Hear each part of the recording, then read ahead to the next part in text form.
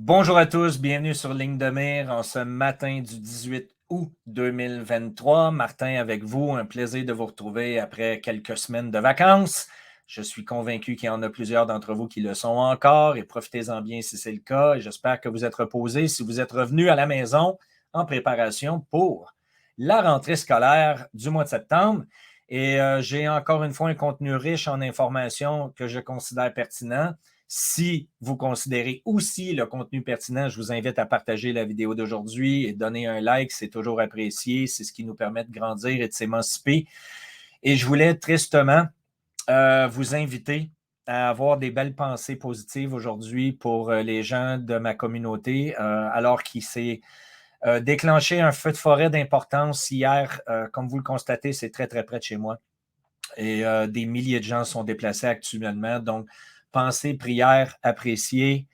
Même chose du côté d'Hawaï. Et j'y reviendrai. J'ai pas vraiment envie de discuter de ça avec vous aujourd'hui concernant tout le discours des changements climatiques et la médiocrité des politiciens, qui sont une des conséquences parmi tant d'autres. Pourquoi on voit des éléments d'envergure, des événements, partons d'envergure se déployer actuellement.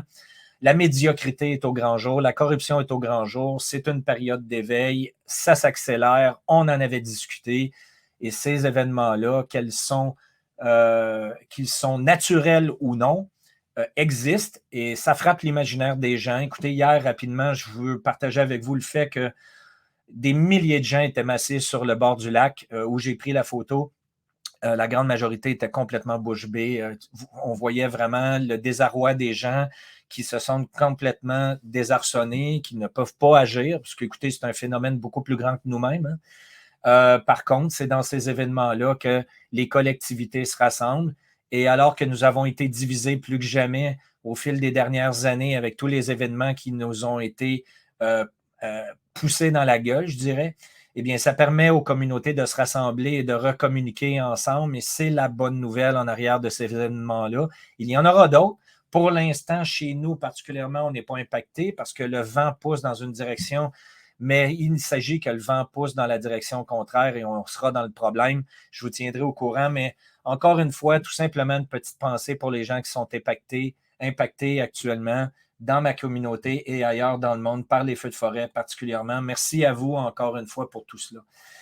Maintenant, on va se concentrer sur les événements économiques qui ont attiré mon attention. Et écoutez, il y en a eu plusieurs au fil des dernières heures, voire des dernières semaines.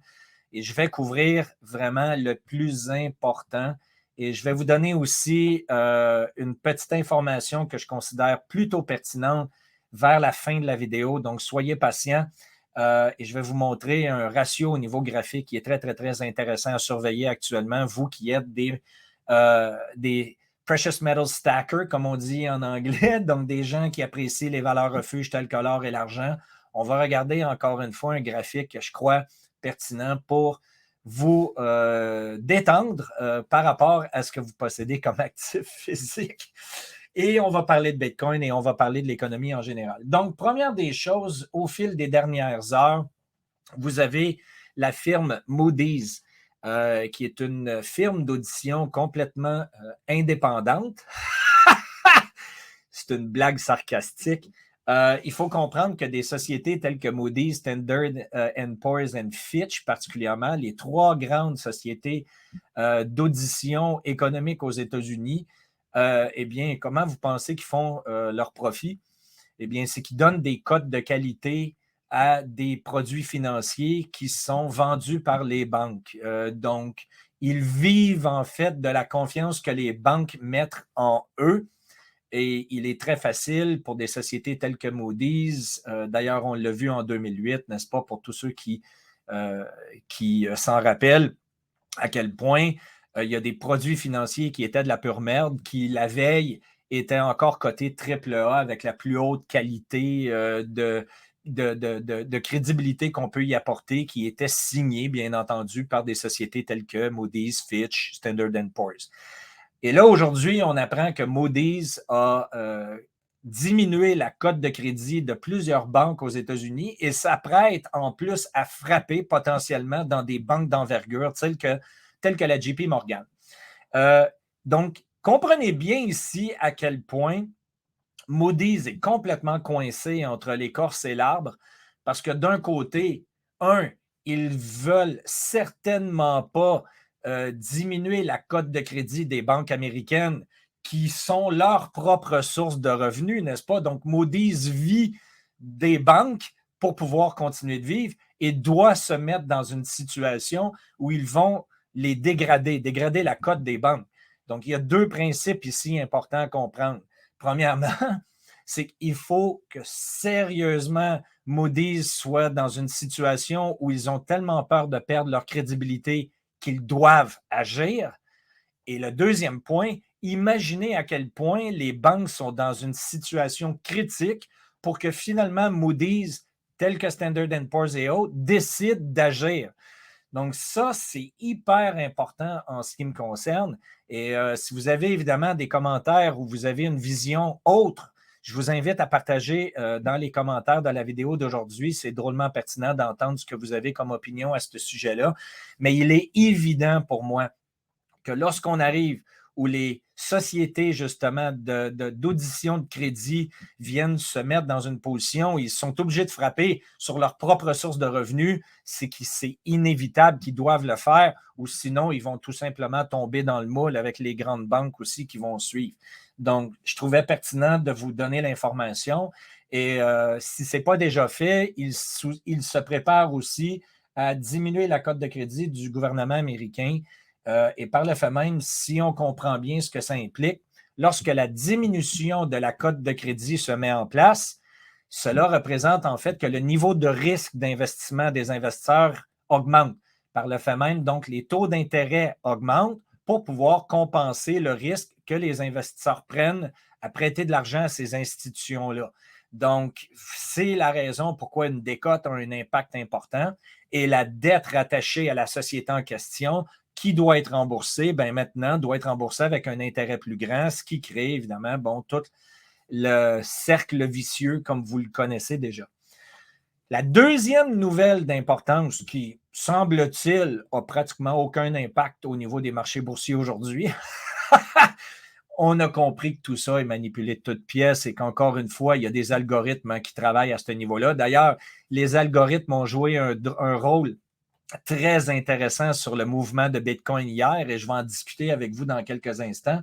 Mais la firme Evergrande, si vous vous souvenez bien, j'en avais parlé il y a plusieurs mois en arrière que Evergrande, qui est un des plus grands joueurs dans le secteur immobilier chinois, et comprenez bien qu'il y a encore beaucoup de sociétés d'investissement internationales qui ont mis des billes, qui ont investi de l'argent de leurs investisseurs dans Evergrande pour pouvoir s'exposer au marché chinois. Donc, la situation chinoise qui est très tendue actuellement au niveau économique a des répercussions internationales dans les secteurs immobiliers, que ce soit immobilier locatif ou que ce soit dans l'immobilier commercial. Et tout ça va accélérer, encore une fois, les problématiques bancaires qu'on va voir au fil des prochaines semaines, et ce, partout à travers la planète. Donc, actuellement, Evergrande, comme vous le savez, ces sociétés-là ont évidemment plusieurs bureaux avec plusieurs juridictions où ils sont inscrits. Eh bien, Evergrande se place sous la loi de la faillite aux États-Unis pour ne pas avoir à rembourser sa dette aux investisseurs américains. Donc, c'est l'éclatement d'Evergrande en bonne et due forme, qui est un des plus gros joueurs dans le secteur immobilier, à défaut de vous le répéter.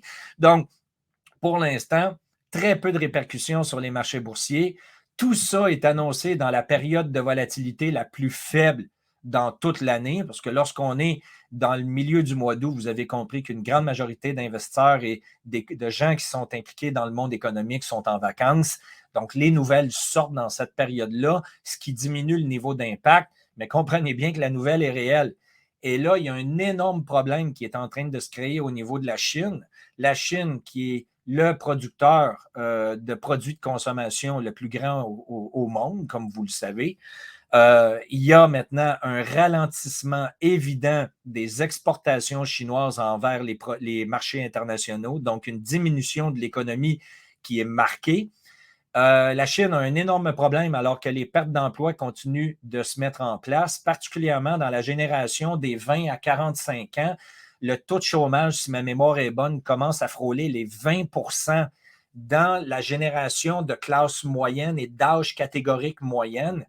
Et là, vous avez en plus de tout ça des investisseurs qui sont en train de perdre leur fonds de pension, en fait, leur fonds de retraite, leurs économies, alors qu'on est en train de voir de grandes sociétés chinoises complètement s'évaporer, telles que Evergrande. Donc, vous comprenez que là, la grogne augmente du côté chinois, ce qui va donner évidemment des armes du côté du gouvernement américain pour pointer du doigt la responsabilité vers les Chinois, pourquoi l'économie aux États-Unis va aller mal dans les prochains mois. On va toujours pointer évidemment quelqu'un d'autre comme étant le responsable.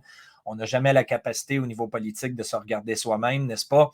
Et les Américains vont utiliser ça pour tenter de ramener les Saoudiens à la table pour continuer de vendre le pétrole en dollars US et autres, au lieu d'aller s'associer du côté du BRICS.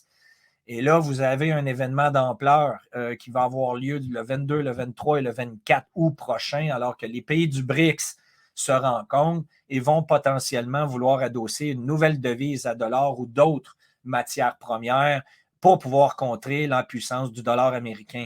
Donc là, il y a un jeu au niveau économique. Ce n'est plus uniquement politique, mais il y a un jeu économique qui est en place.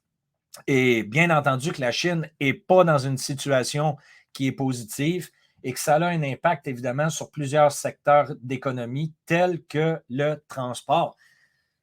Et le transport confirme aujourd'hui au niveau des transports par bateau, par train et aussi par la route, par les transports routiers, qu'il y a un ralentissement au niveau de l'économie malgré ce que les banques centrales et les politiciens cherchent à nous dire. D'autant plus que le CPI, donc le Consumer Price Index, le taux d'inflation, a augmenté en juillet. Donc, la diminution a été très, très courte en temps, n'est-ce pas? Et là, on est en train de voir le CPI qui semble vouloir repartir à la hausse. Si ça se confirme en août et en septembre, ça ne met pas la Banque centrale américaine dans une position de vouloir continuer d'augmenter les taux d'intérêt, mais ils n'ont pas le choix parce que s'ils arrêtent ou s'ils reculent, vous allez avoir une explosion de l'inflation qui va continuer d'augmenter. Donc, on va vraiment déterminer dans les prochains mois à voir de quelle manière la Banque centrale va prendre position. Mais il est inévitable que si le prix à la consommation continue d'augmenter, ils devront continuer d'augmenter les taux d'intérêt. Et par le fait même, vous comprenez que ça fait mal à l'immobilier, ça fait mal à l'économie en général. Donc, c'est inévitable d'une manière ou d'une autre. Et de l'autre côté, tel que je l'ai déjà enseigné, s'ils prennent la peine d'arrêter d'augmenter les taux d'intérêt, vous allez avoir une accélération de l'inflation et des prix à la consommation, ce qui va diminuer la consommation, par le fait même avoir des pertes d'emploi et tout ce qui va avec. Donc, impact de ça, vous avez la 13e plus grande société de transport routière aux États-Unis qui s'appelle Yellow. Yellow Transport, qui se place eux aussi dans une situation de fermeture de société et aux grandes dames des employés. Les employés se sont rendus compte au fil des dernières semaines que la société ne mettait plus dans le fonds de pension ce qui était requis pour pouvoir évidemment continuer de nourrir le fonds de pension des employés. Donc, vous avez des employés aujourd'hui qui ont 30 ans d'emploi pour la même société, qui ont contribué au fonds de pension de la société en question pour pouvoir protéger leur futur, qui aujourd'hui se retrouvent avec pratiquement rien. Et semble-t-il aussi que l'union, donc les syndicats impliqués qui faisaient des demandes complètement exhaustives à Yellow Transport pour poursuivre les activités, n'ont pas aidé. Et là, bien, tout simplement, la société Yellow Transport a décidé de tirer le câble du courant électrique et de dire, bien, on ferme la boîte et on va vivre avec les conséquences de tout ça. Donc, ça vous donne encore une fois l'ampleur de ce qui s'en vient. La diminution de l'économie fait mal dans le monde du transport, ce qui oblige de fermer des portes et par le fait même, vous avez les conséquences de tout ça qui sont en train de se mettre en place. Maintenant, dans un autre contexte, hier, nous avons eu un flash crash relativement intéressant du côté de Bitcoin et de plusieurs crypto-monnaies. Le phénomène est assez impressionnant et d'ailleurs, regardez bien ce que je vais faire d'abord et avant tout. On va aller voir le mouvement d'hier et qui se poursuit aujourd'hui, comme vous le constatez. Alors, il y a deux trucs. La première nouvelle qui est sortie à chaud, c'est que SpaceX, société de Elon Musk, comme vous le connaissez, aurait vendu la grande majorité de ses bitcoins d'une valorisation d'environ 373 millions de dollars américains, et c'est ce qui aurait créé la chute du prix hier. J'ai beaucoup de difficultés avec ça et je vous explique pourquoi. Les grandes sociétés qui possèdent énormément d'actifs en quantité jamais ne vont liquider d'un seul coup l'actif en question. Parce que vous comprenez que si vous faites baisser le prix drastiquement, les derniers bitcoins que vous avez à vendre, pour prendre un bitcoin en exemple, c'est tout aussi réel dans le monde des actions, aussi dans le marché boursier. Si vous avez des millions d'actions à vendre et que vous dompez d'un coup, vous les lancez sur le marché d'un coup, ben, les dernières transactions vont être beaucoup moins profitables que les transactions initiales parce que le prix baisse au fur et à mesure que les ventes se poursuivent. Et comprenez bien que où il y a un vendeur, il y a un acheteur. Et la réalité en arrière de ça, donc, c'est que les grandes sociétés qui ont des actifs en quantité vendent graduellement leur position sur des périodes plus longues pour ne pas affecter justement le prix rapidement. Donc, là, on a vu la nouvelle circuler, comme quoi que SpaceX aurait vendu tous ses bitcoins. Ça a créé un impact négatif dans la perception des investisseurs. On s'entend, mais c'est pas, en ce qui me concerne, et c'est purement mon opinion, c'est pas la raison principale pourquoi on voit le marché chuter du côté de Bitcoin aujourd'hui.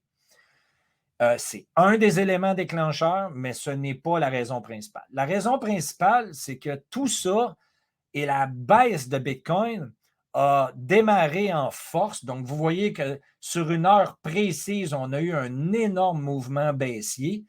Et ça s'est produit quand la nouvelle de Evergrande en Chine a sorti.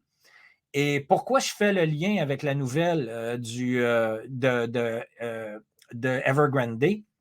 C'est qu'hier, on a eu un spread, donc un écart de plus de 1000 dollars américains le Bitcoin entre des plateformes telles que Binance, qui sont d'abord et avant tout un marché fortement poussé dans le monde asiatique, fortement utilisé dans le monde asiatique, versus d'autres plateformes d'échange telles que Bitstamp, où les prix avaient un écart de 1000 à 1200 dollars d'écart pour le même Bitcoin sur Binance versus les autres plateformes.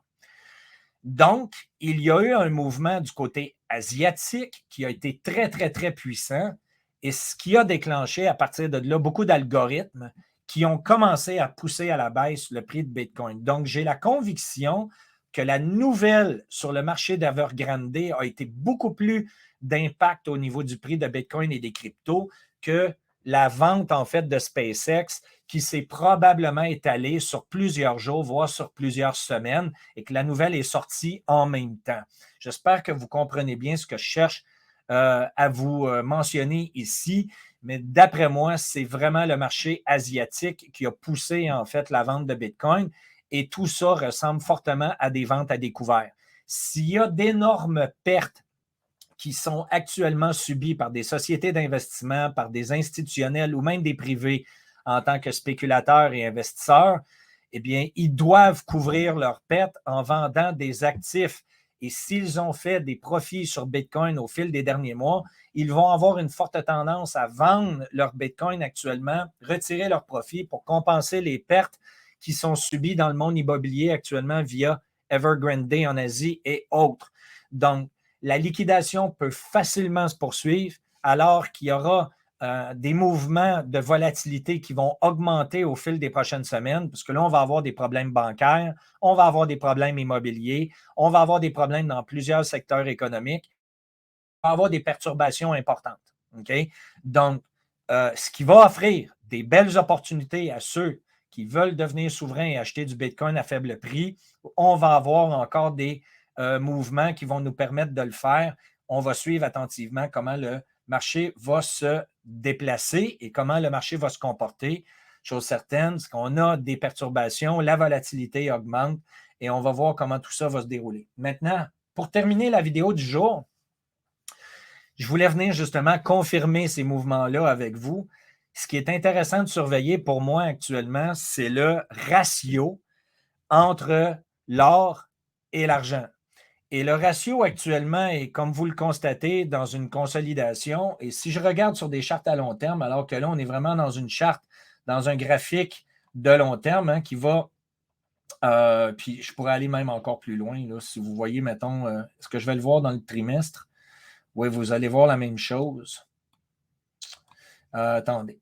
C'était plus simple si je le mettais en fait sur le year to date. Est-ce qu'on va le voir? Oui.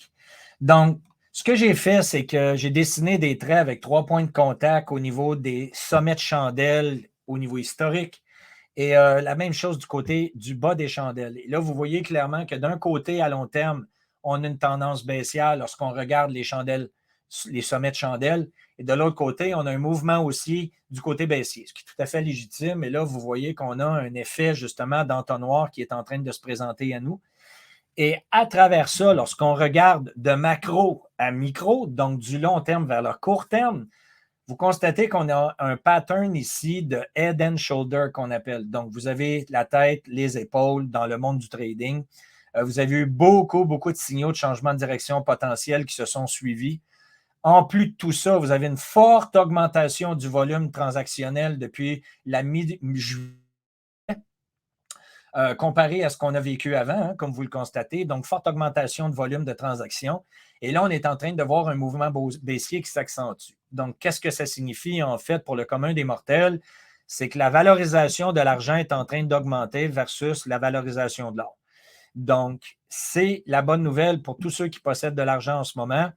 Malgré les baisses importantes qu'on a vues au fil des dernières semaines, parce qu'il y a beaucoup de positions short qui doivent être compensées dans le marché, rien n'empêche qu'il y a de moins en moins d'argent disponible qui circule dans les produits dérivés des marchés boursiers, que ce soit le COMEX ou le London Stock Exchange. Et à partir de là, le LBMA, pardon, le London Bullion Exchange. Et à partir de là, donc, on pourrait très bien voir l'argent continuer d'augmenter face à l'or au fil des prochaines semaines. Et ça va être intéressant de surveiller comment tout ça va se comporter dans un marché baissier où là, on est en train de voir le Nasdaq qui diminue, le S&P 500 qui diminue. Ça ne veut pas dire qu'il n'y aura pas d'autres injections de liquidités à suivre, mais pour l'instant, les marchés semblent vouloir se préparer à une correction baissière pour le mois de septembre et le mois d'octobre à venir. Donc, en surveillance, le prix de l'argent versus l'or, un très beau signal, augmentation des volumes, une diminution du RSI au niveau de l'analyse technique. Donc, une belle période pour pouvoir faire de l'accumulation pour ceux qui sont en retard.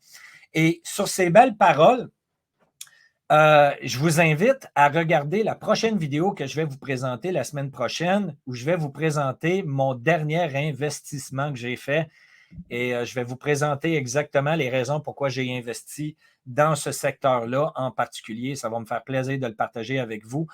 Et je vais le mettre aussi directement dans notre chaîne Telegram. Pour tous ceux qui ne sont pas déjà dans notre chaîne Telegram, allez dans le descriptif de la vidéo d'aujourd'hui. Vous allez pouvoir vous abonner à notre chaîne Telegram et recevoir les nouvelles d'impact en temps réel lorsque je les vois passer. Je le fournis et je donne des explications aussi dans notre chaîne Telegram pour nos auditeurs. Alors, ça me fait plaisir. Prenez soin de vous. On se reparle la semaine prochaine. Bon week-end. Et je vous tiendrai au courant encore une fois de ce qui se passe chez nous la semaine prochaine. Salut tout le monde. À bientôt.